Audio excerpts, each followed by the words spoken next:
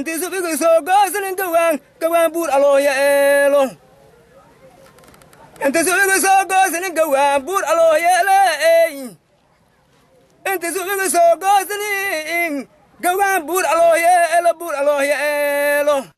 shacabka ku dhaqan xaafadda kacaanka ee degmada Mahadaay ee gobolka Shabeellada Dhexe oo isgarabsanaya ayaa waxa ay bilaabeen dayactirka goobo webiga Shabeelle ee uu ka maro degmadaasi Mahadaay uu biyuhu ka fatihi jiray xilliga webiga uu soo buuxsamo. Shacabka ku dhaqan degmada Mahadaay gaar ahaan xaafadda kacaanka oo la hadlay warbaahinta bulsho ayaa waxa ay sheegeen inaysan jirin cid ku garabsiinaysa inay iska xiraan goobaha webiga Shabeelle marka uu soo buux dhaafiyo وفتهذا وكذا سمين جري حافظة كعان كي دقمة مهداي حلا إنه بوقش كتقني دقمة مهداي يا وحنا الكاسي كله الني وذي الله خميد لين يروه يولي بخبا كل جوني برشة أو هالكاسي كودي حاله يعتروا يكدوني يعني إنه يكد يعتران وبيج الشبل جوابها ودباتوين كوكجي سنجري. ما أنت وحنا الكاسو من السماء أو نمت إن نسكب بورنه وبيج دوات هذا النجوهاي أو سند النجوس فتهاي ما دام عت النجو قرب جبتنا إنسان لهن oo hay'ad ayna garab siinaynin oo ganacsato aan haynin oo madax aan dawlad aan haynin oo shakhsiga ku qabanay wax hay'ad liiraado wax dawlad liiraado wax aan hayna malaha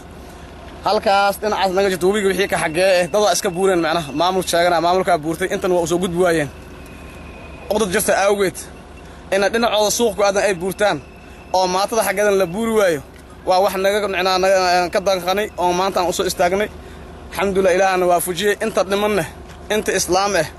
oo danqanaysay u taala walba ay joogan waxaan leenahay in yaani aad ka qaadataan kaalin weyn oo hil iyo intaba aad naga soo gaartaan oo maxaa yeelay san ilaahay keena waxaan nahay dad ay ku soo fataan sidoo wada ogsoonahay dhamaantayna inay biyo ugu soo fatahaayeen habeenkii 8 saac biyo ugu soo fatahaayeen maalintii sidoo camal ilaa ay ka go'aan biyaha maanta yaani oo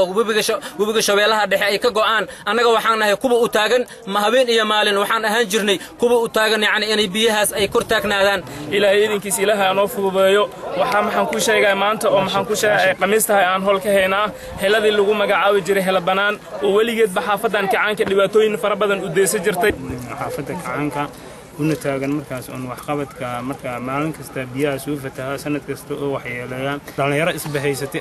rabana dhibaatooyinka maanta taagan in wax ka qabto qolo walba gurigeeda ay iyada dhisataa marka waxaan leenahay maatooyinkii iyo maamayaalkayni iyo hooyayaalkayni iyo dadkii duqowda ahay oo meeshan deganaa cadow way biyo iyo dabbo marka insha Allah haduu ilaaraado cadowga si kastaba webiga Shabeelle ayaa marka uu soo buux dhaafiyo waxa uu dhibaatooyin geersiya isla markaasina biyihiisu ay ku fatahaadaan xaafadda kacaanka ee degmada Mahadaay mana jirto cid iska xil saartay inay bulshadu garab ay ka siiso in la xiro goobtaasi. Cabdi Fataax Ahmed Maclow, Cabdi Fataax Zaki, telefishinka caalamiga ee Bulsho, Jowhar.